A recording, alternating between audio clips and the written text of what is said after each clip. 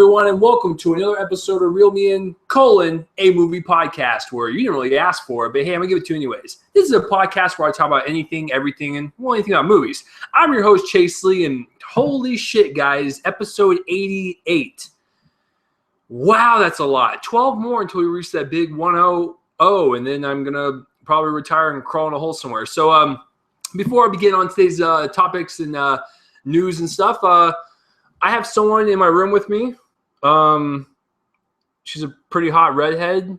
So you guys know that I'm not gay and I can date women. So go fuck yourself if you think that.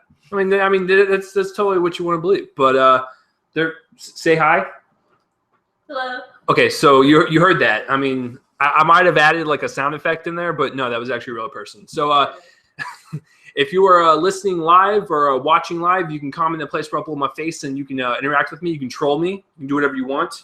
I will fight back. If you are listening on Spreaker, iHeartRadio, there is a video version of this podcast. So if you want to see my face while talking, go for it. It's totally okay. I'll still be your friend. You can click on that link in the description below. And if you are watching on YouTube and only want to listen to the audio-only version because you don't want to see my face, but why though, then that link will be in the description below as well. So let's get today's episode started, guys. I got some news to go over, some trailers, and I'm going to have my reviews of Pixels and Southpaw. Can you guess which one was good? It was obviously Pixels. Obviously. So let's start with the movie news with my awesome board. You guys see this shit? You guys fucking see this shit? It's fucking awesome. All right, so the first piece of news is a no fucking brainer, guys. Jurassic World. You know the movie with Chris Pratt?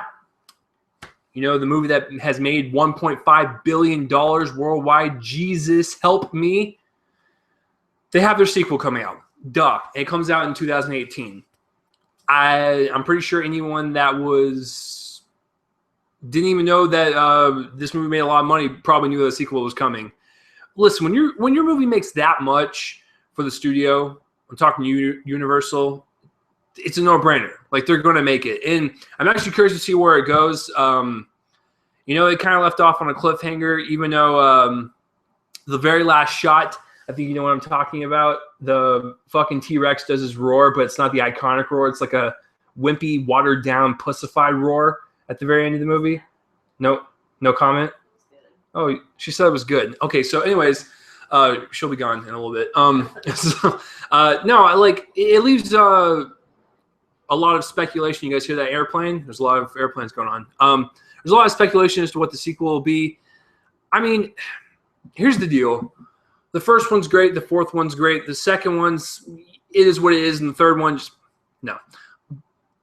They can't be at the park anymore. I hope they know that. Like, I don't care which direction they go in, but they cannot be in the park this time. When you have death and destruction before the park even opens in the first one, and then you have death and destruction when the park is actually open with thousands of people there, you cannot open the park again. It's a liability. So there's a lot of avenues you could take this sequel. Obviously, what's his name? Professor Wong or whatever? Professor Wu, the Asian guy. His last name is probably Lee, just like me. I'm probably related to him. Anyways, he gets away with the fucking dino DNA, and he gets off in the helicopter, and he goes. Oh, sorry, spoilers. It's a little too late at this point. And then, of course, you know, Chris Pratt and Bryce Dallas Howard look each other in the eyes, and Chris goes, "Bryce, you wore those high heels the whole movie. What were you doing?" Did you guys realize that? She ran throughout the entire movie with high heels on, like through the woods and on the concrete. What a champ. But it kind of leaves them just kind of talking and going their separate ways, I guess. So yeah, they're going to be together, which I still didn't buy that relationship, but I don't want them to be at the island anymore. Please take it somewhere else. That's all I ask for. Bring in the military. That's going to be badass. Just bring in more dinosaurs, more people. Just make it chaotic. Just don't be at the fucking park again. Jurassic World has proven that you cannot do that. So move somewhere else. But as far as the sequel goes, no brainer. Next piece of news. This is troubling, man. This is really troubling, but I'm okay with it because the trailer looked awesome. I told you guys what I thought about the Revenant trailer last week. It's the one with Leonardo DiCaprio and Tom Hardy. It's directed by Alejandro Inarritu, and he directed Birdman, which won Best Picture last year. So there's a lot of hype building behind this movie.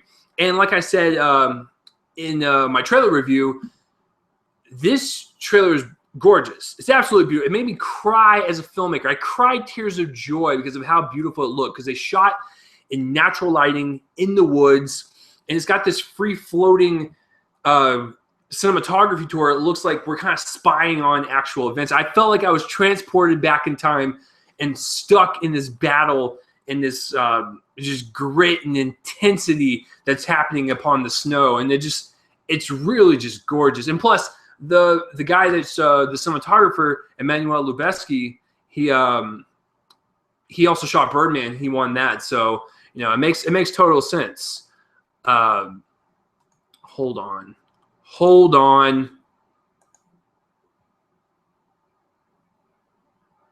That's right. Joseph is actually listening right now, and he said Lubezki is incredible. You damn right he is. He's like one of the best cinematographers in the business. It's just incredible how beautiful his movies look. The Revenant is no different. So, what is the news? Okay, so apparently the movie right now is totaling at $130 million budget.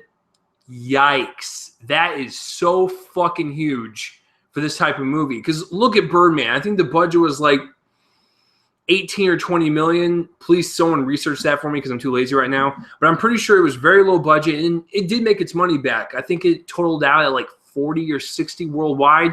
And you guys know the rule. You got to double the budget to break even. So it makes sense.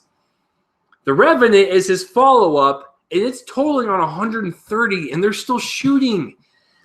Guys, this is why Tom Hardy had to drop out of the Suicide Squad. And I've heard stories on set that the crew members are mistreated poorly, like the director just treats them like shit. And then, Leo has said that, working in these harsh, cold temperatures and only shooting in natural lighting, which means you got to work with the sun. It's just fucking difficult, and it is ballooning the budget. They had to replace producers. It's getting chaotic.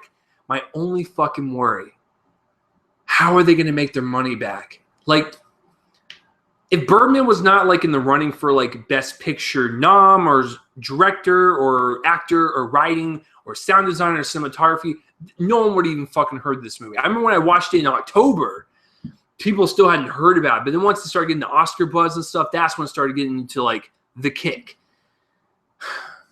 How are they going to make their money back on $130 million? You got to make at least $260 to break even. And that was my phone. Rude. I'm going to call them out. Brian, I'm recording right now. I'll talk to you later. No, I don't. This movie is going to be very, very independent. It's going to be very niche to filmmakers such as myself that sweat profusely over great movies like this. And then, people like her who don't like those type of movies, they just look at me like I'm crazy. So the trailer is really great. You should watch it. But it's a niche movie. How are you going to make your money back? I just don't know. And this might be the nail in the coffin for Inarritu. Now, I love Inarritu. I think he's a fantastic director. We got Birdman and 21 Grams over there. He's one of these filmmakers that goes super raw and intense in everything that he does, and he brings a type of realism to it and grounds it in reality. So the Revenant looks great, but we film fans know about that. Normal people do not know about it. I mean, you have never heard of this movie until I just brought it up, correct? I've heard of it. That's all on my IMDb. Okay, so she's heard about it, but I mean, okay, would you go and pay and see it? I'd have to watch the trailer. Okay, so she have to watch the trailer.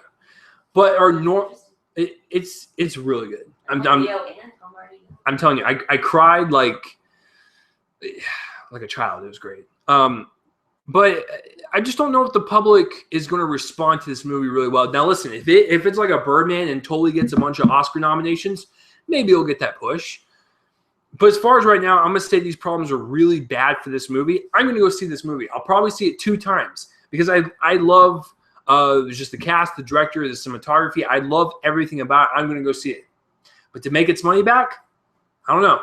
So The Revenant's having some problems, guys. They're still shooting, I think. They've been shooting for like 5 or 6 months.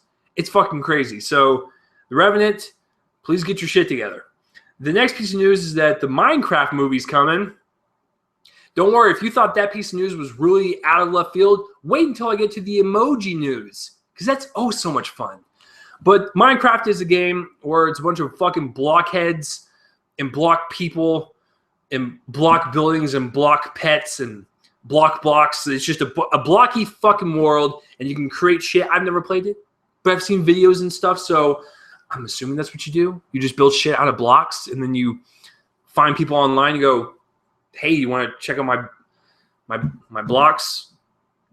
It sounds riveting. Anyways, the movie is being made, and it's going to be directed by the creator of It's Always Sunny in Philadelphia, Rob McElhenney. That was it, right? Okay, so I had to look up the name because I don't know how to pronounce his name. I'm a huge fan of the guy because I'm a huge fan of the show, but I can't pronounce your name because I'm terrible with that stuff. But anyways, him on the Minecraft movie, it's interesting. I'm going to look at this movie like the Lego movie, where when the Lego movie was announced, everyone was a little skeptical, and even myself, I was like, Warner Brothers, buddy, come over here. How in the fuck are you going to make a movie about Legos? How you going to do it? But as I watched it, I realized it was one of the funniest animations I've ever seen. And it was really clever. It was really smart. It's got a lot of heart to it, and I fucking own it on Blu-ray. It's just that amazing. So maybe it'll be one of those instances where we kind of just like, we shit it away and we're just like, whatever. It's probably going to be terrible. But you bring in Rob on the project, he's probably going to make it something like the Lego movie, because the Lego movie was directed by Phil Lord and Chris Miller, who have written and directed 21 Jump Street, 22 Jump Street, Clyde with a Chance at Meatballs. I mean, these guys are on fire. And, you know, them doing the Lego movie, they made that something of theirs. They made it something unique and fresh and just super funny and original. Maybe Rob will do the same thing for Minecraft, because I don't know anything about the game. I don't play the game. So maybe Rob can make me watch the movie and then maybe play the game about building blocks everywhere. I don't know. Can you please tell me what the fucking game is? Can someone please comment below and tell me what Minecraft is? I'm lost in the world, guys. I'm lost. So I'm curious. I mean, that's the best way I can go about that news. So the next piece of news, hey, Disney, why don't we just make everything live action? Hell, we did Cinderella, Maleficent. We're doing Beauty and the Beast soon.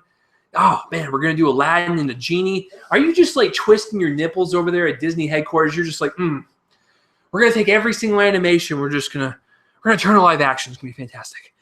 And then they just explode all over the place. So the next one that they're going to do live action, because obviously this happens every single fucking week, they're going to do Sword in the Stone. It's the one from the 60s where, you know, the kid, he pulls the sword out of the stone because he's worthy and shit. Good family fucking story. This one live action, I'm actually okay with. And I think what they're going to do is they're going to bring on like writers and I think it was the writers of Game of Thrones, if I'm not mistaken. They're bringing on people from that show. So I think bringing them onto Sword in the Stone, well, first of all, they can't just have the little boy running around naked and having him cut off a bunch of dragon heads with blood everywhere. So obviously they're going to have to tone it down for Disney's sake. I understand that. But I've never seen Game of Thrones. I've seen clips online. And yes, I saw the Red Wedding online on YouTube without seeing any of the show. So I actually know all the spoilers because fucking Facebook. So nothing's going to surprise me if I watch the show. So I know how violent it can get and how nudified it can get and how sexy it can get and how profane it can get. So it'll be very interesting to see people from Game of Thrones come to Disney and tone that down a little bit. But I think Sword in the Stone live action would be pretty cool. Would you be interested in that? She'd be interested in it. How do you feel about the live action ones coming out now, like Beauty and the Beast, Cinderella, and all that stuff?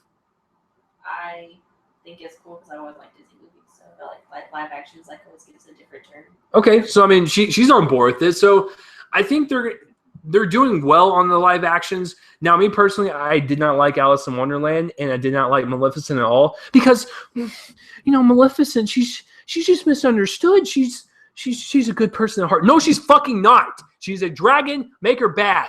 You fucking idiots. It's true. It's dumb. It's so dumb. Do not make Maleficent the good person. Like I remember like watching the movie and she's like coddling Elle Fanning on the bed and she's like, you know, I've always cared for you. I'm the good one. I'm the good person. I'm not a fucking dragon that's gonna eat you. I'm a good fucking person. It's like, no, you're not. Like I remember I was sitting there watching it with one of my friends and we looked at each other and was like, no way, man. They made her an anti-hero. Why? Why are you doing that? So for Sword in the Stone, you know what? I'm just gonna say fuck it. You need to make it as like graphic as possible. Just have the little boy run around in those like fucking gigantic red cloak or whatever, pull out the sword and like start chopping people's heads off in the village or whatever. It's gonna be awesome. They're not gonna do that. They're gonna probably make it rated G and have him talk to a farting dragon or something. Yeah, it's gonna be something. It's gonna be they're gonna bring Gandalf into it. So the last piece of news. You know, Hollywood has a knack for like, I don't know, bidding over certain novels. Like, you know, I'm assuming Harry Potter was probably a popular bid, or The Hunger Games was a popular bid. Lord of the Rings was probably a popular bid. You know, that makes sense. You know, the popular books, they want to adapt it into some movies. That's fine. So apparently this week, two executives, I don't know who they were.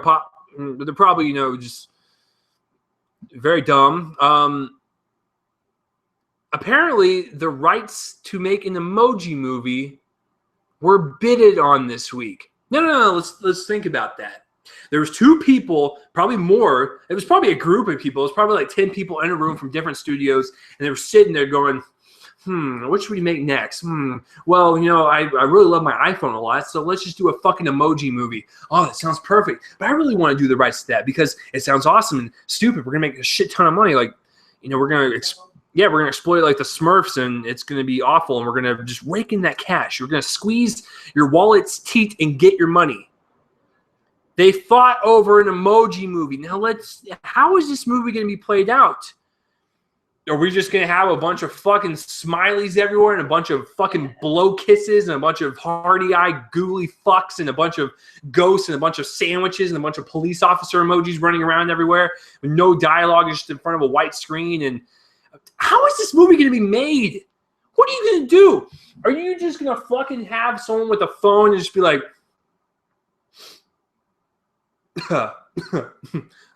and they're just typing emojis and stuff to like the next person receives it. And they're just, you know, fucking doing emojis. I'm done. Just stop it. I thought the Lego Movie was a bad idea at first, but at least that was a toy. The emojis are a fucking app integrated in a text messaging system for phones. How are you going to fucking do it? Please, someone pitch me the fucking plot to this movie. Hollywood, I've seen you make some disturbing stuff. Like, seriously, some disturbing things. But why'd you fight over an Emoji Movie? That's it for the news this week. I can't really take anymore. I'm about to have a brain aneurysm. So we're going to move on to the trailers that came out this week. There's some good ones that came out. Actually, most of them are pretty good. I don't have any problems with most of them. So we'll start with the first one. The first one is called Before We Go, and this is the one that's directed by Chris Evans, Captain America himself. I've been known to look like Captain America. People say I look like Chris Evans. Do I look like Chris Evans? She stumbled in her answer, which means no. So Chris Evans, you know, he plays Captain America. He's my favorite superhero in the Marvel Cinematic Universe. I've always identified with Captain America because I'm like an old soul at heart, and I feel like I'm out of time. I feel like I was in the 30s or 40s or whatever. So, you know, I hate 2015. I can't fit in, guys. I can't fit in. But anyways, he's directing the movie, and it stars Alice Eve. She's the blonde bombshell from She's Out of My League and Star Trek and stuff. She had the gratuitous underwear shot in Star Trek, so that's her. Anyways, this is a low-budget independent film. Of course he's cute. No, that movie looks good. Did you see the trailer? Yes, I did. Oh, wow. She actually saw – that's like an independent trailer. I'm surprised you saw it. It looks cute. I'll give it that. But it looks like every single other romance movie. Oh, she's having a shitty night. Oh, he stumbles across her. Hey, what are you doing? Hey, I'm doing shitty. Get away from me. Oh, cool. I'm gonna go chase after you the entire night. Cool. Yeah. It kind of reminds me of Before Sunrise, where Ethan Hawke and Julie Delpy met on a train and they talked the entire night.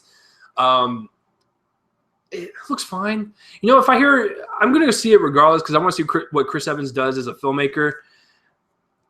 If I hear good enough reviews and stuff, I'll go see it. But it just looks like a typical indie romance movie. Maybe there'll be some curveballs. I don't know. But maybe it's something different. I'm just giving it too much flack. It looks fine.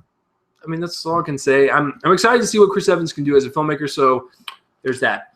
The next one is The Good Dinosaur. And this is the one from Pixar. It comes out on Thanksgiving. When the trailer started, oh dear God, I thought it was like a live area. Like I thought it was like live footage. No, their environments in this look fucking ridiculous. And then it counteracts with the gummy looking dinosaurs, which makes no sense. But besides that, it looks like it's going to be really good because the first trailer didn't really give a shit. It just kind of gave us a couple shots and was like, ooh, Good Dinosaur coming soon, Pixar. Go see it. But this one is like, it introduces the little caveman boy or whatever. He meets the dinosaur and they just kind of have this buddy relationship, and you can see that there's going to be trouble and the dinosaur's going to have to protect him. There was like no dialogue throughout the entire trailer. There's like a couple sentences here and there, but maybe that's what the movie's going to be, and I'm actually okay with that. I want to see like a silent Pixar movie. I want to go back to the first 45 minutes of WALL-E and totally do a movie that way, because that was the first 45 minutes of WALL-E. It's charming as fuck, man. It's fucking WALL-E and Evie, man, just going through the desolate wastelands of Earth and just talking and flirting and having robot sex. I mean, it's fantastic, and I like those type of movies when there's like no dialogue. So The Good Dinosaur looks like that, but I'm curious to see how this whole movie is going to look because, like I said, the environments look so real, but the dinosaurs look like they came out of a 25-cent arcade machine at a CC's Pizza Area. I don't fucking understand, like, because I've heard this movie had some problems and they had to rechange their director, their actors for the voice casting and stuff. It was a huge mess. So I'm wondering if, like, maybe they had the environment, because if you guys don't know how animation's made, like, they have a separate team that does environment, separate team that does clothes, hair, separate team that does the bodies of the characters. There's different people for each one. So maybe they got the environment done way before everything else, and they had to redo the dinosaurs, and maybe they're kind of just whatever they got in the bag, I guess, is what they're going with. And they kind of look gummy, I guess. But the leaves and the water and the sky and the trees, it looks so fucking real. I love it. They're up in their animation. Like, if you watch the first Toy Story from 1995, it's the first CGI fully animated movie, but rewatch it. It's kind of blocky. It's kind of it's not really all there. But to be fair, it was their first movie, so it's okay. But you know, The Good Dinosaur is like their 12th or 13th movie, and it looks fucking phenomenal. So I can't wait for it. It's the movie about where what if the comet surpassed Earth and did not destroy the dinosaurs? Kind of cool, right? So the trailer looks really cool. It looks like it'll be very, very emotional between a young gummy dinosaur and a young caveman boy. It's going to be fantastic. So the next one is Spectre, the new James Bond movie. This is the full-length trailer. The first trailer that came out was a teaser. Just kind of showed a bunch of cool little shots. And that was it. But the second trailer shows you a little bit more of the story, a little bit more of the action. This movie looks so fucking gorgeous. Sam Mendes, who directed Skyfall, comes back to do this film. It looks so fucking good. I remember Skyfall, the cinematographer was Roger Deakins. I don't know if he's back for Spectre. He probably is because it looks fucking phenomenal. But it just looks so rich in color and just love all the shots. It makes me want to twist my nipples. I've always been a fan of the Daniel Craig James Bonds. I remember watching Casino Royale in theaters, and I was blown away. I was like, I've never been a huge fan of James Bond, but I really liked Casino Royale and Daniel Craig bringing like a new, fresh life into the franchise. Did not like Quantum of Solace at all. Have not seen Skyfall yet. I have watched the first 20 minutes, but I keep falling asleep. So listen, I'll watch Skyfall. It's good. I had it bookmarked on Netflix, and I watched the first 20 minutes, but they kicked it off Netflix. So I have to go find it somewhere now. Yeah, they kicked it off. So I'll have to watch it later. But I know I heard Skyfall was amazing. It was the first Bond movie. I actually watched. Wait, it was the only one you actually watched? So I've seen like the really, really, really old James Bond. Oh, that's nice. Have you seen Casino Royale? You're missing out. It's where James Bond gets hit in the testicles numerous times for torture. I know it's really painful. It's actually really hard to watch. But he makes it into like this really cool comedic scene. But Skyfall was the first James Bond movie to reach $1 billion. So obviously they were going to keep Daniel Craig, Sam Mendes. It was a good working formula. The trailer looks really cool. I'll check it out. I'm not the biggest James Bond fan. But like I said, I really love Daniel Craig in Casino Royale. So I'll watch Spectre. But I still need to see Skyfall, though. Because they do kind of connect to each other. So I should get on that. But it looks like a really cool trailer. Cannot wait. It comes out in November. The next trailer is the full-length trailer to the Hunger Games Mockingjay Part 2. I mean, did you like that? Did you think that was, like, sexy, that whistle? I know. It was too good for words. I have a huge boner right now because I did a very good job. No, I've been a huge fan of the franchise. I really liked the first one a lot. The only thing I didn't like about the first one was I realized that Lionsgate wanted to keep it PG-13, but when you have your cinematography that shaky and your editing that fastly cut, it's a turnoff because it makes it look like you're trying to hide something. It doesn't work. Catching Fire, I loved even more than the first one, and it was a different director, so it had a different vibe to it. It got a lot darker, and the cinematography was actually stable, and you could see what the fuck was going on in the Hunger Games. It was just a step up, just like any other sequel would. And then I actually like Mockingjay Part 1. I know a ton of people that disliked it because it was all talk and all build up, and then Part 2 will be all action. I get that. But you guys have to understand that, like, it made total sense for the movie. Like, I was fine with it. Like, I loved all the build up to it, and then it leaves off on a twist. Because I haven't read the book, so I have no idea what happens. I mean, that's good. So, I mean, like, Mockingjay Part 1, like, everything was pretty accurate. Really perfect. Catching Fire. It even stopped, like, in a perfect spot, too. Like, almost halfway. Okay, so, I mean, I have an avid book reader. Because I don't read books. I can't read. I can barely get through a Cat in a Hat book. So, I know she's crying over there. But, no, like, I understand that, like, people that read the books get super pissy when it doesn't follow the books, but I'm glad, thank you for flipping me off, but I'm glad that Hunger Games works. I mean, as a person that like sees the Hunger Games movies for what they are, because I've never read the books, I actually really like them. It's one of my only young adult novel adaptations I actually really enjoy. I enjoy Hunger Games, Harry Potter, The Perks of Being a Wallflower, The Spectacular Now, Fault in Our Stars, 500 Days of Summer. That's about it right now. So I only enjoy like a certain few young adult novel adaptations. This one looks great. It looks like it'll be a nice big bang finale. I cannot wait. I cannot wait to see President Snow take it up the pooper with a cactus. You fuck. I hate that guy. He just needs to fucking die. All right, so that's it for all the trailers this week, guys. If you have any comments about any of the news or trailers that I went over, comment in the place where I'll blow my face and let me know. So let's get to the meat. Let's get to the meat of this podcast. You guys have been yearning for this for the past 30 minutes. So I saw Pixels, and I saw Southpaw today, and I even saw Trainwreck with this, good-looking redhead over here, and we pulled a double feature, and I saw Pixels this morning, so I saw 3 movies today, and I don't get tired of them because it's what I do. So I saw Pixels first, so let's go ahead and start with that and get out of the way.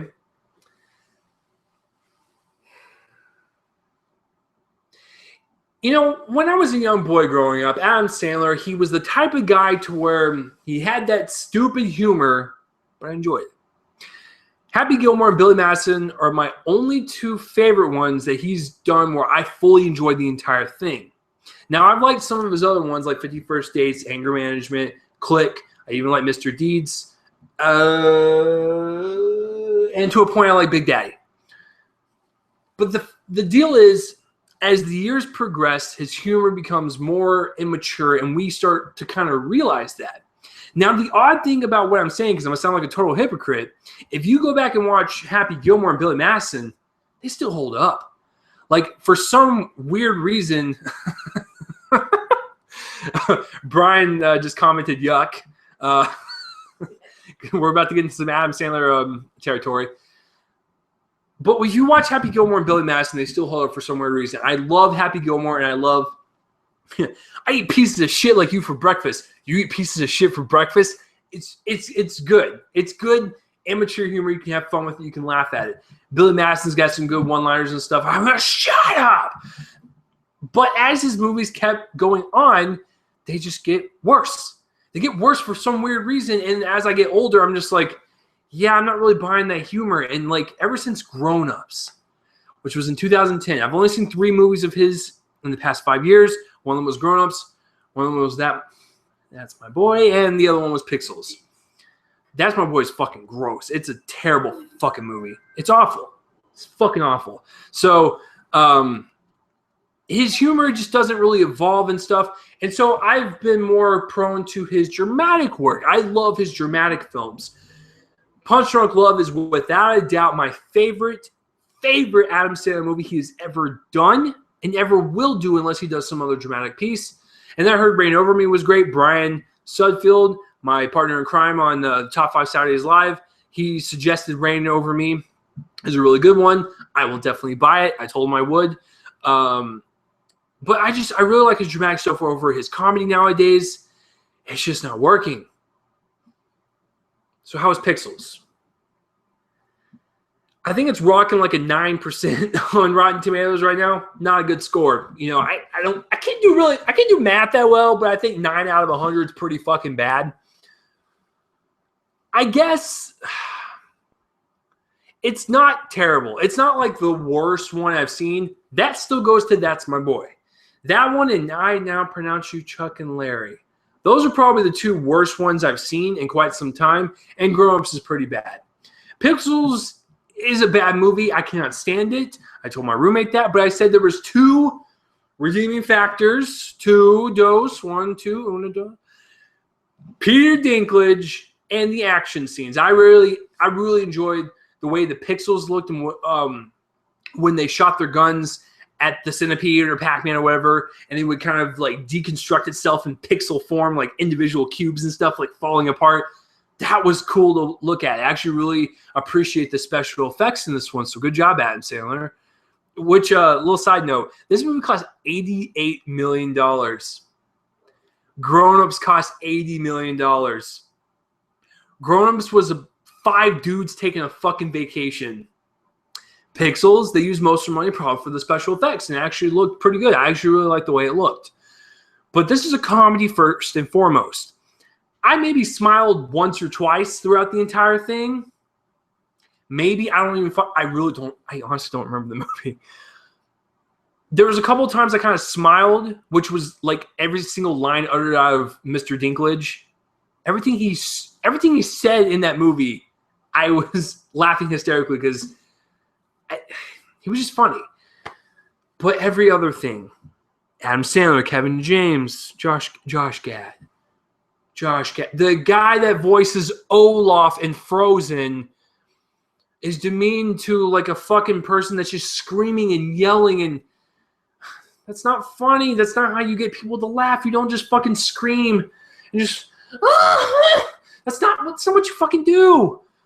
So his character was pretty annoying. Adam Sandler, I don't understand. Like, if you look at seriously, go watch Happy Gilmore and Billy Madison. It's dumb humor, but at least his character is energetic. For the past 5 or 6 years, Adam Sandler's been doing nothing but this.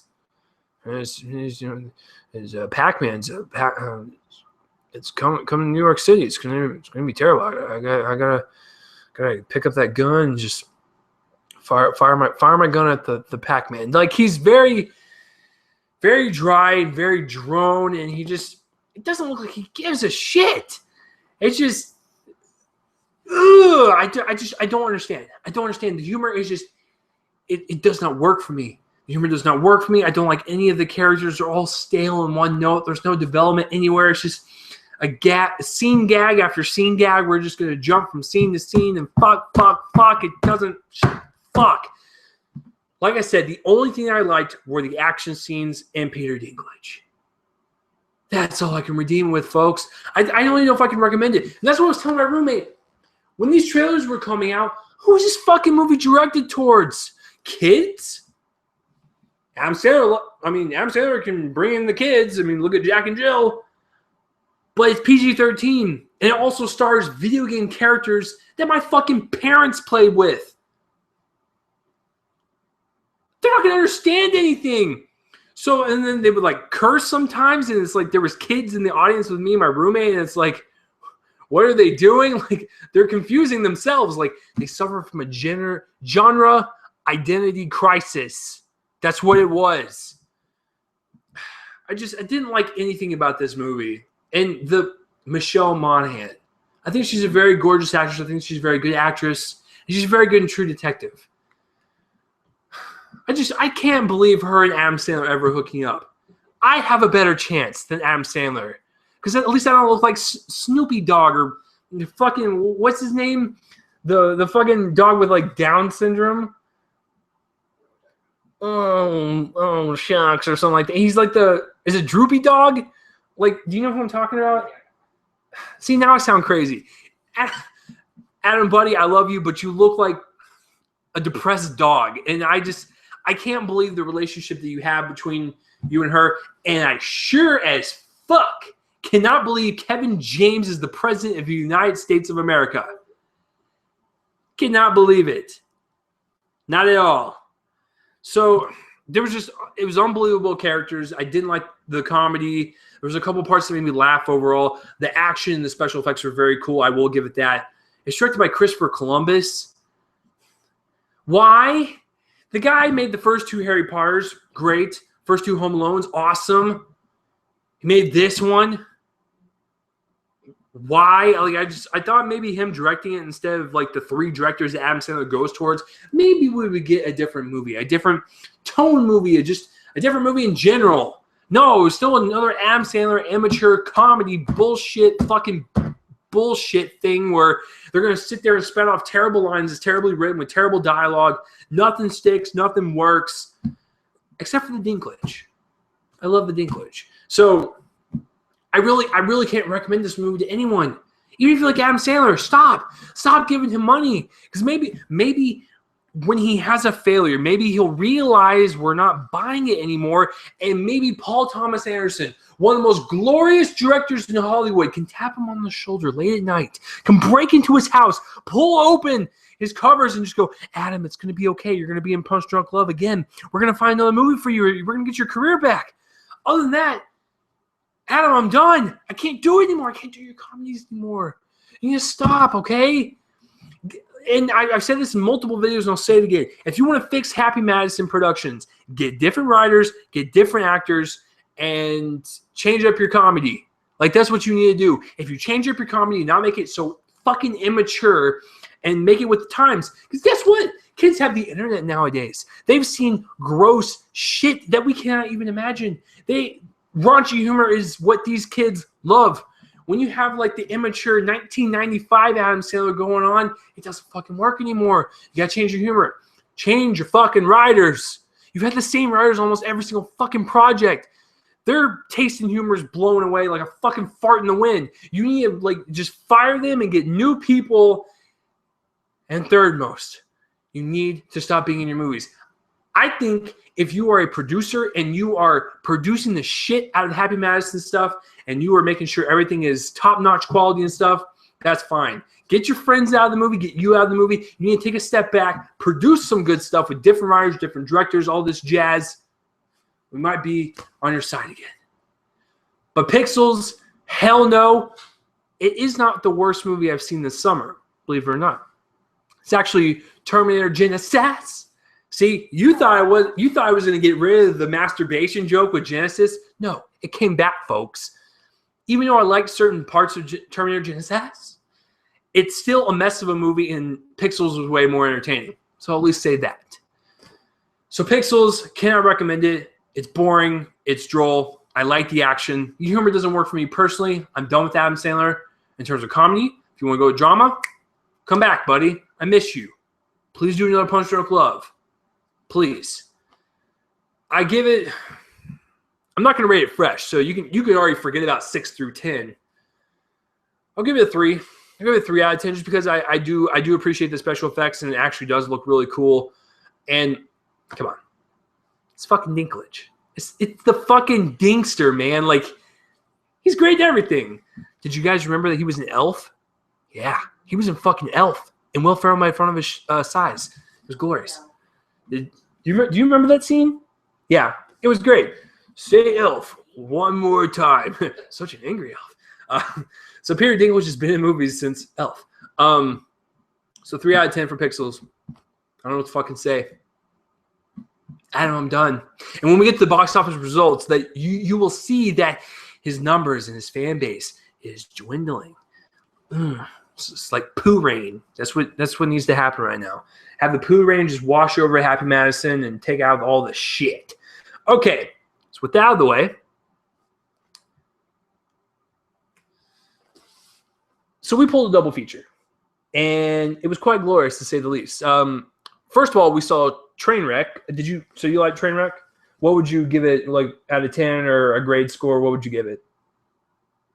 I know, I put her on the spot. It's fucking awesome. Probably 7, 8. So 7, 8 out of 10 is exactly what I gave it. So I'm glad I got to introduce you to that movie because it was fucking awesome.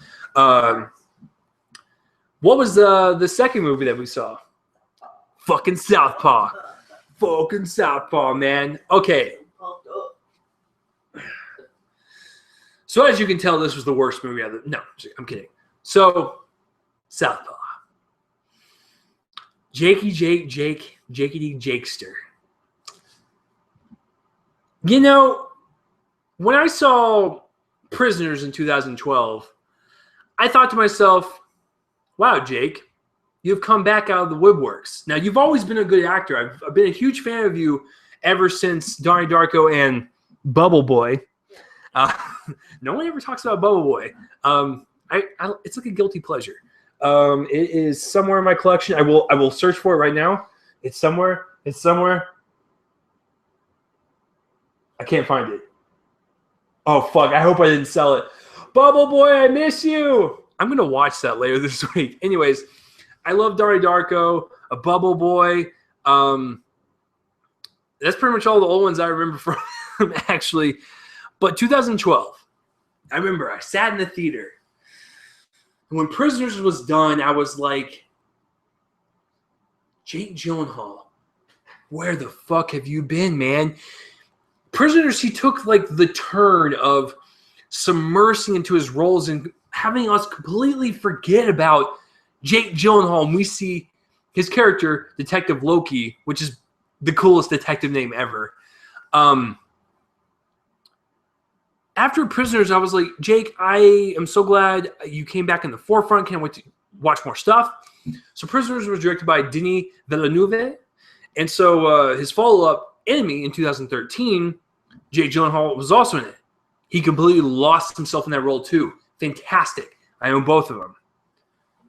2014 hits. We have Nightcrawler. This motherfucker loses 50 pounds, slicks his hair back, bugs out his eyes, and plays one of the most brilliant sociopaths I've seen since American Psycho. And I own that one too. He's on a roll. So how's Southpaw? He knocks it out of the park again, folks. I mean, that's all. That's what I can say first and foremost about his performance is, like, look at Nightcrawler, where you lose 50 pounds, you look like a sociopath, and then you come back with your next movie, and you are fucking ripped, and you are a boxer, and your face is beaten, and you're beaten and broken as a person, and there's so much shit happens in your life, and you're just being knocked down, and you fucking fight, rise up, and kick that person's ass in the final match. Oh, it's such a great story.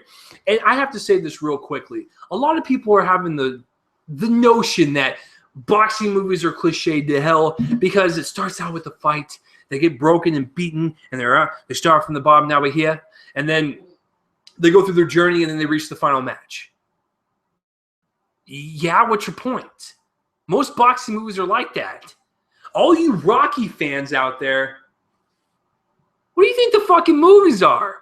The movies are the exact same fucking thing.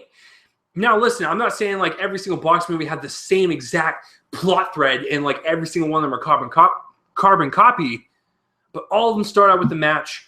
All of them have them training at some point. All of them have them, down on the luck, and the trainer inspires them to get back in the ring. Then they have their final match, and they prove to themselves that they can redeem themselves for them and for the whole world. It's basically the same thing.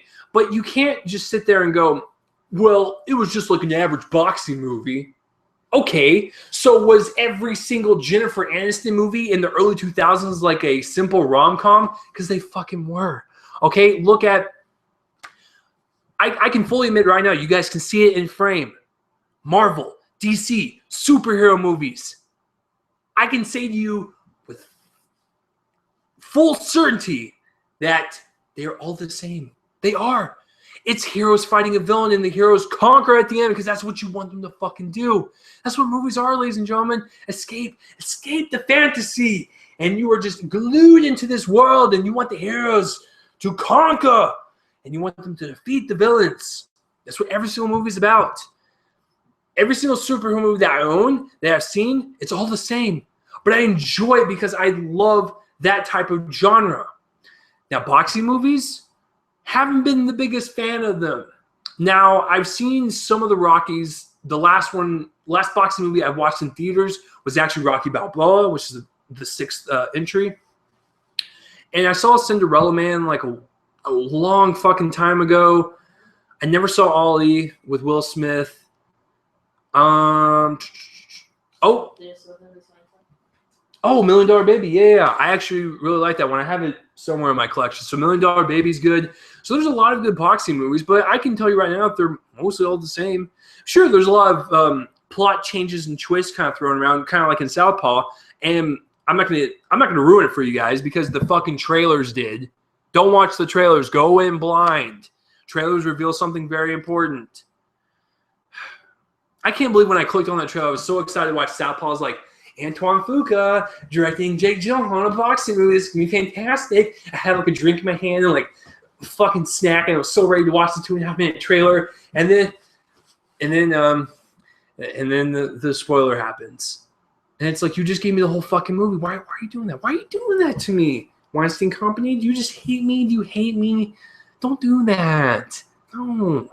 So, anyways, Jake Gyllenhaal plays a boxer. It's based off a real life person, Billy the Great Hope, and he starts out with a match, and then we are introduced that to his life that he has a wife, he's got a kid, and that's all I'm going to say. And then pretty much, the movie ends with a big match at the very end to redeem himself. So with that being said, let's dive into the directing. Antoine Fuqua. Dear God, this guy's an amazing director. Training Day, I saw bits and pieces of The Equalizer, so I know he can do action very well. This guy's on fire. And what I heard the stories with this movie is that he actually trained with Jake Gyllenhaal. That's commitment right there. That just shows you that you are 100% passion poured into this project, and you really want to work with your actors, make them feel like an actual boxer, and you put yourself through that so you can have a better understanding of the character when you're directing him in the scenes. It's brilliant. It's fucking brilliant. I love the grittiness and the real intensity of this movie. As much as I liked Rocky Balboa, which I honestly did, it kind of had that Hollywood gloss to it. And I'm probably going to get so many Rocky haters and so many people yelling at me. But it kind of had a polished look, I'm not going to lie. With Southpaw, did you get the feeling that, like, when you're watching it, it was almost like we were watching, like, real-life people in this real city with real hard times and stuff, and it looked really gritty and stuff and really grounded. So I really like the fact that Antoine really made these characters grounded so we could relate to them more, so we could sympathize with them more, so we can just get angry and sad and triumphant and stuff. So it really works with that aspect. I really enjoyed his direction in this, and plus directing Jake Gyllenhaal again into a role where he can submerge himself. I did not see Gyllenhaal. I saw Billy Hope just struggling through life, making his family happy, and wanting to just get back in the ring and just show to everyone that he is going to fight for the things that he loves and just really kick ass. So it's a good story about redemption. And I will say this. This is one of the darkest boxing movies I've ever seen. It's super, super heavy in the emotions, and it'll take you on a head spin, man. I cried at certain parts. I did. Yeah, she's fucking turned on right now. No, it was really emotional in some parts, and I think that has to do with the fact that the kid actor, what's her name again? Una. Her name is Una. I'm gonna call her. Her name is Layla in the movie, and so she was really good. I was really surprised because when you watch a movie and you see like a kid actor in there, you're just like, oh god, they're gonna be terrible. They're gonna be fucking awful, and I have to sit here and just like endure their gibberish and their stale acting and flailing their arms. No, this little girl was subdued, and like when she got angry, and she really just kind of held in her emotions until they exploded, like I said. So she pulled it off pretty well, and I can't wait to see her career flourish after this because she killed it in this. Like, she really added that emotional weight. I believed that Jake Gyllenhaal and her were father and daughter. I believed that Rachel McAdams and Jake Gyllenhaal were husband and wife. I believed it all. I believed that they were a family, so I really liked that. And like I said, I can't say anything more about Jake. He submerged himself in the role. I felt like he was a boxer. I felt like every single punch he was getting hit with, I felt it. I felt every punch that he was throwing. It was great. I believed it. Other actors to mention, Forrest Whitaker plays an excellent trainer.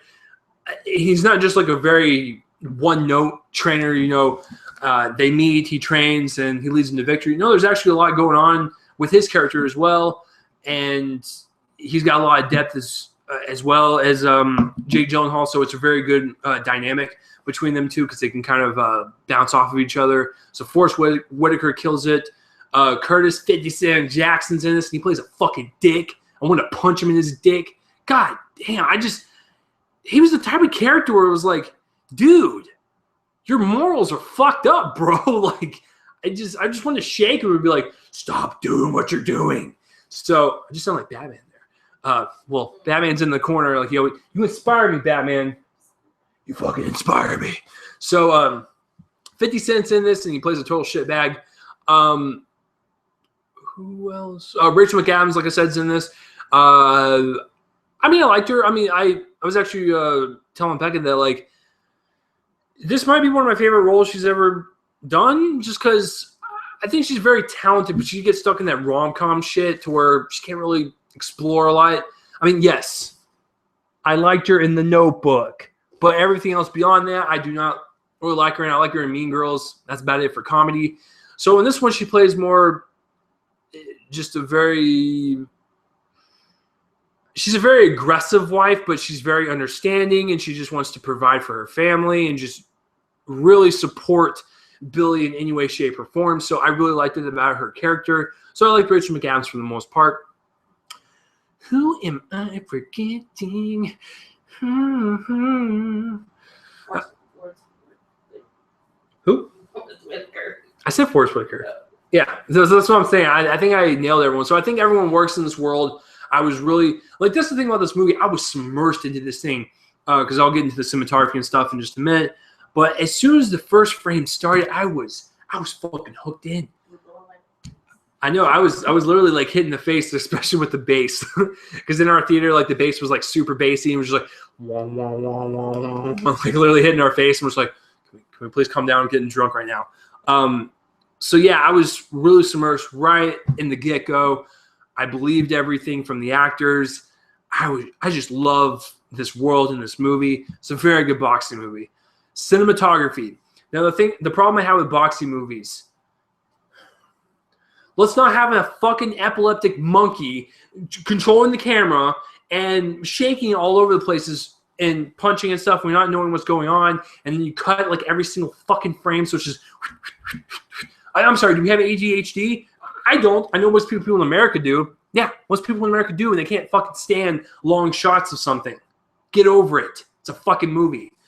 Anyways, like the cinematography in this, I was telling her, it felt like an HBO pay-per-view event. It felt like I was actually watching something on television, like an actual boxing fight. And I thought that was really cool. And it has to do with the cinematography, staying with the characters, you know, and not moving as much. So we actually see what's going on when Billy throws a punch or someone else throws a punch. We can fucking see what's going on. It's not like Transformers where it's like fucking diarrhea on screen and we're just not like Optimus, what are you doing? Hey, Optimus, what are you doing over there? You're getting all epileptic over there. I'm sorry, Mark Wahlberg just made an interest into this episode. So yeah, I really adored the fact that the cinematography was still, it was crisp, it was clean. We could see the action. It was just breathtaking to watch. I really liked the way it was shot. And like I said, going back to the direction, when it's shot in the city and stuff, it didn't have really any color palette on it. So I felt like watching the gray in the city and just the toned down colors, I felt the grit and the realism. It all worked, and I really enjoyed it.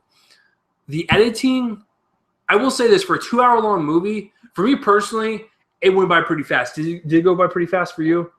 Yeah, for a 2-hour long movie, I felt like it was enough said. Yeah, it felt like everything hit its mark and everything was appropriate and everything. I didn't feel like anything was wasted. I felt like every scene was perfect for the story and stuff. So I didn't have any problem with the runtime. So yeah, I thought the pacing and the rhythm of it was actually incredible. It starts out with the bang and puts you in this lull with the character, and it's to rise back up and hit you with another bang. It's good storytelling for a boxing movie. So I like the pace of it. And I gotta give credit to the sound design. I hardly ever give credit to the sound design.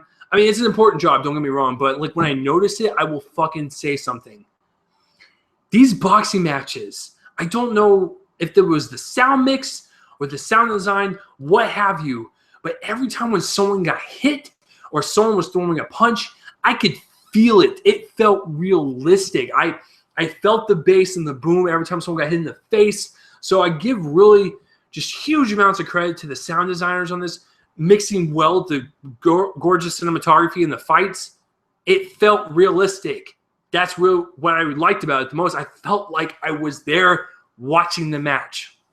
So with that being said, and soundtrack, Eminem. I am phenomenal. I'm gonna spit some rhymes for you. Is that okay? No, okay. I'm gonna go and set this microphone down before I hurt myself. I can actually. What's the song that he did for 8 Mile? The main song. Oh yeah, Mom's Spaghetti. I can do that one. I can do that one. Yeah. Yeah. Prepare to be amazed because I can do that song. So yeah. So overall, I enjoyed the intense, gritty realism from the direction from Fuqua.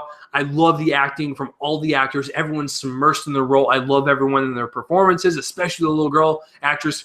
Please be in more movies. You have a talent, man. And of course, Jake fucking kills it every single time. I cannot wait to see what he does next.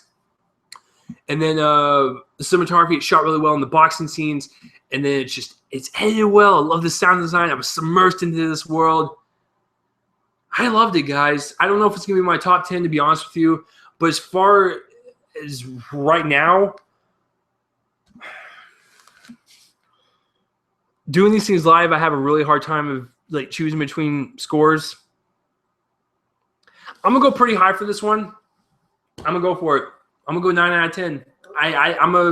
And for all you letter graders out there, I think that's the A-. I enjoyed it a lot, guys. Like I really did.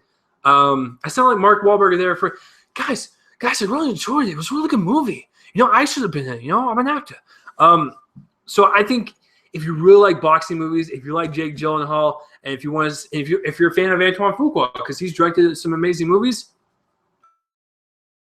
I highly suggest it. It's fantastic. Southpaw's great. I mean, I don't know much more to say. I just loved every single minute of it. And I'm not the biggest boxing fan, so there you go. Which really disgusts me. I don't know if you know this, but I think I'm actually gonna do this live because when I record these things live, stuff happens.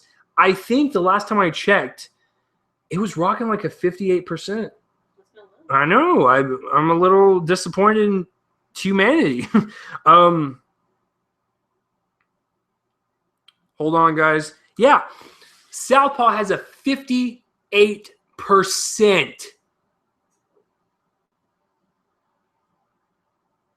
What? Seriously, guys, there were 4 movies that came out this weekend. Paper Towns, which got 57%, Pixels has got an 18%, Southpaw's got 58%, and the Vatican Tapes got a 17%. No movie was positive this weekend. And you're telling me Southpaw couldn't take that title? What?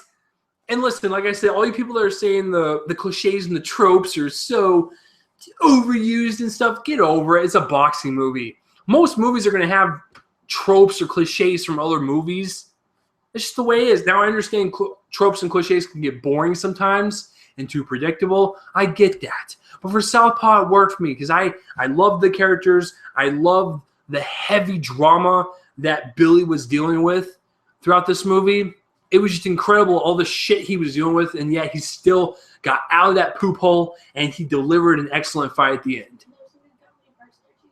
Yeah, I mean, it's just a great movie. I don't understand why people are complaining about the cliches and why it's got 58%. I loved it. Sue me. But, I don't get it, guys. So that will do it for the review portion of this podcast, guys. If you saw Pixels, Southpaw, or even Paper Towns this weekend, comment, place, rub on my face, and let me know what you thought of them. So let's get into the box office results for the weekend. Let me pull up the window. I don't know where it is. There it is. Okay, so the box office results for the weekend. As usual, guys, we do the top 5. But since there were multiple movies that came out this weekend, I think it would be best if I kind of tell you what didn't make the top 5. The Vatican Tapes, which is a very low-budget horror film, which I didn't even know about until 2 days ago, it came in at 15th place. It didn't even make $1 million. I actually might go see it to support it because that's really bad. Paper Towns came in at number 6. If I remember correctly, The Fault in Our Stars came in at number 1 with $50 million last year. Paper Towns came out with $12.5 million. Yikes.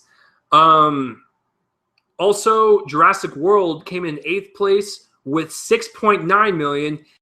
And it's actually the 3rd highest grossing movie of all time. It surpassed the Avengers. So now it's Avatar, Titanic, and Jurassic World. Wow, that's incredible. Actually, hold on. Let me check something for you guys. So that's worldwide. That's number 3. What about domestically? Did it pass the Avengers yet? Yeah, it did domestically as well. Domestically, the Avengers has got 623,357,000 roughly, and Jurassic World just surpassed it with 623,803,000. Wow, that thing is a behemoth.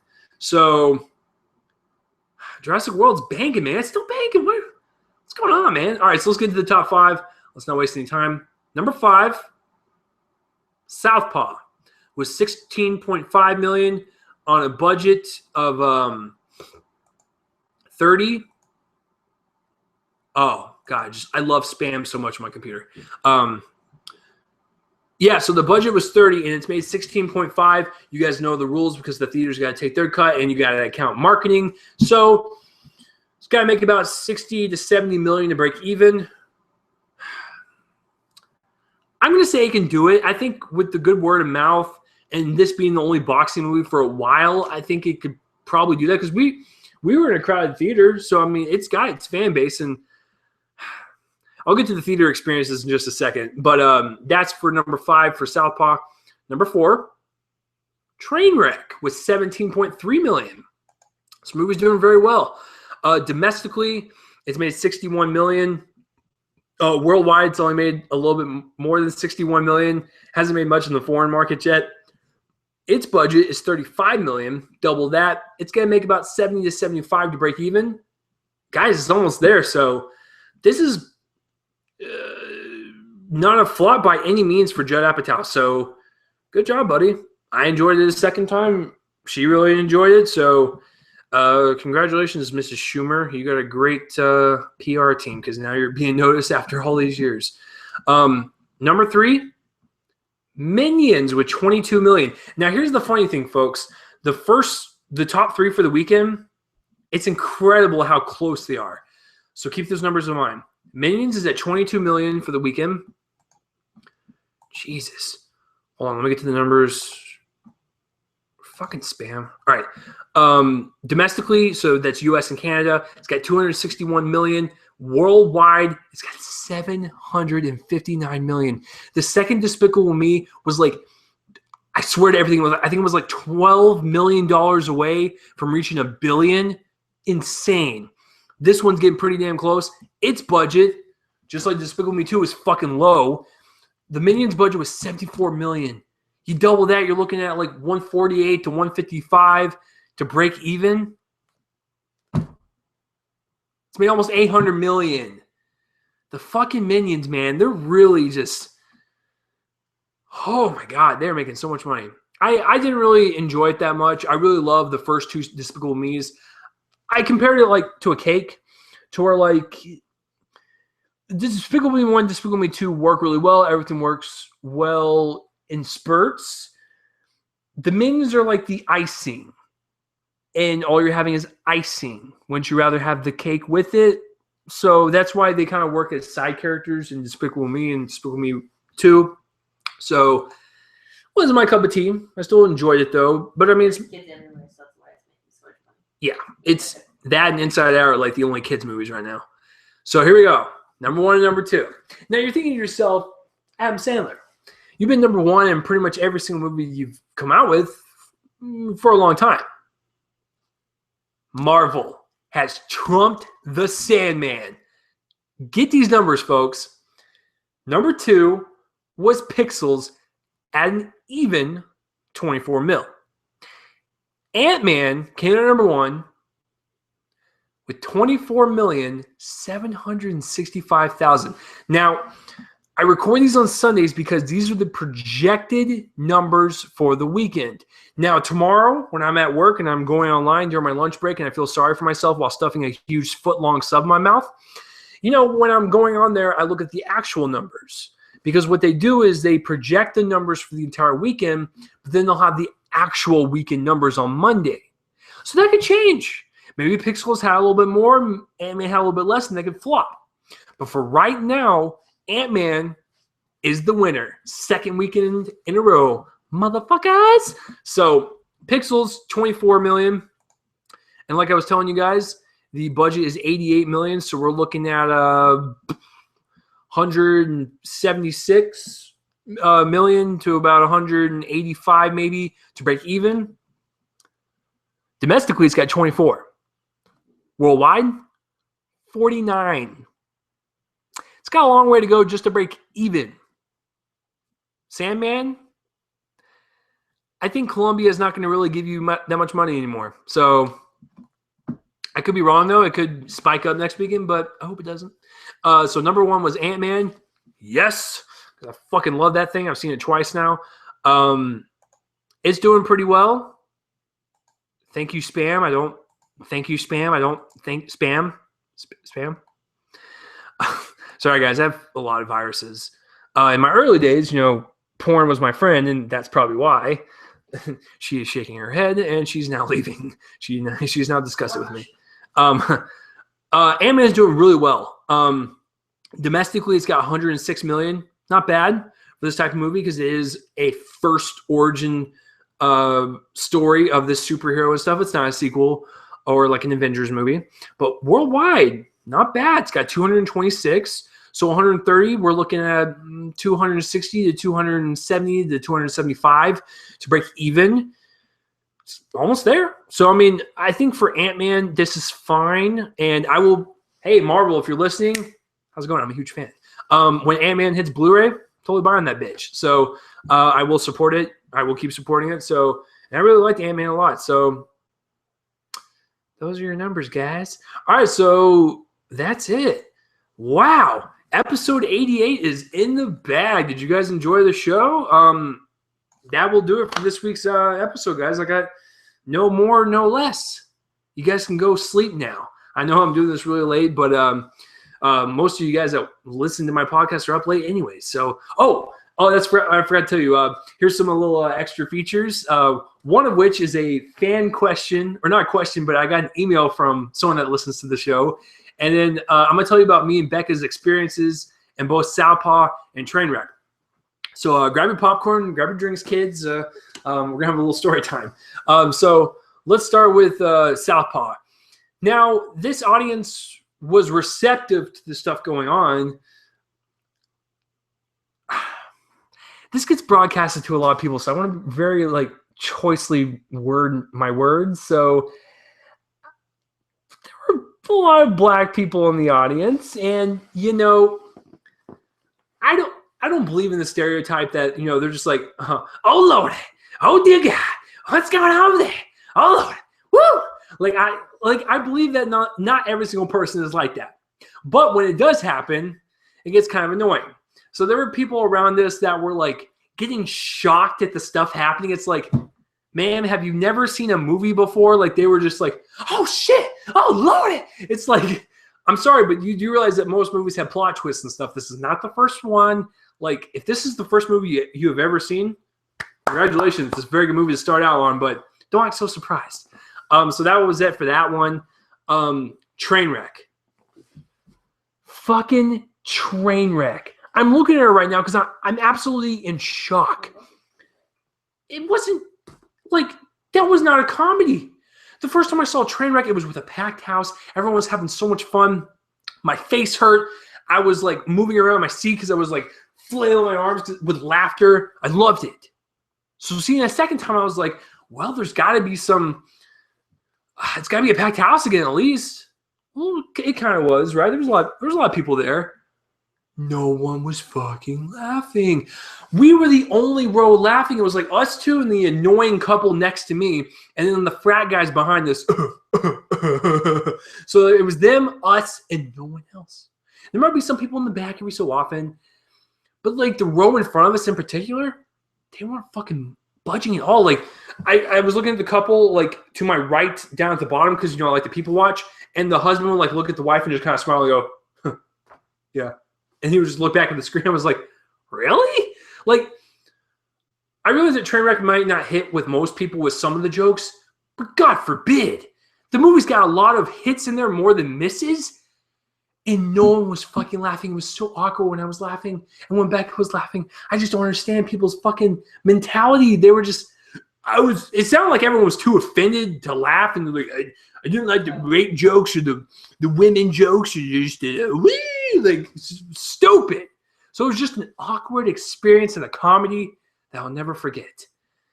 Now, I put my email address on the Spreaker homepage, so if you guys want to email me, troll me, do whatever, I don't mind that. I honestly don't. So I was riding with my roommate to Pixels, and I got this email. I'm not going to call her out, but I got an email from a fan of the show. And the title of the email was just random fan. So I was like, oh, wow, this is my first fan mail, I guess. It's exciting. It reads this. You said butthole on your top 10, and I just wanted to say it kind of turned me on. That's all. You're entertaining. Smiley face. XOXO. K. And then she sent me a picture of her big ass.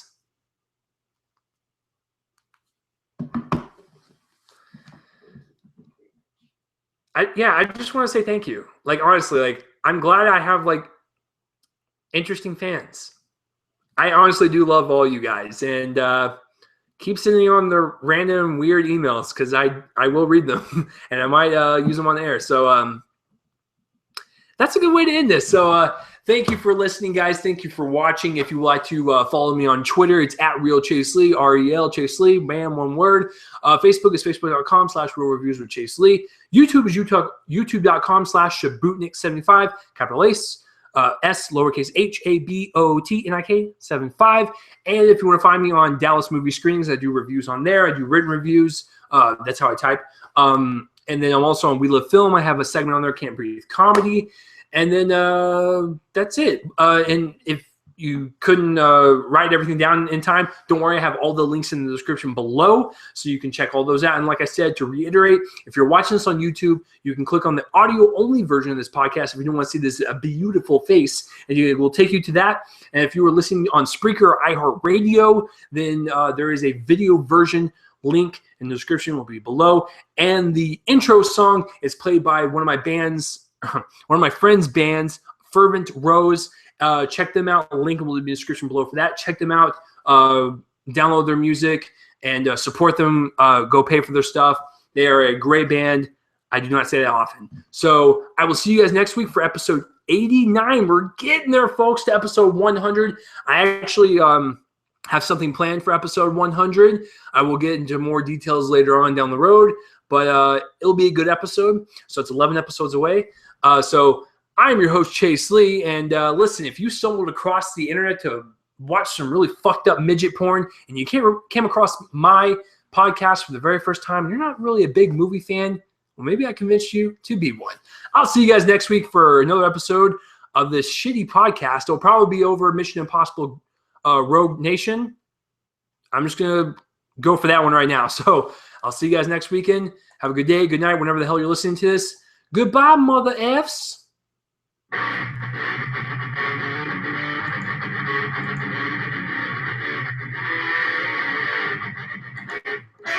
Peace out, guys.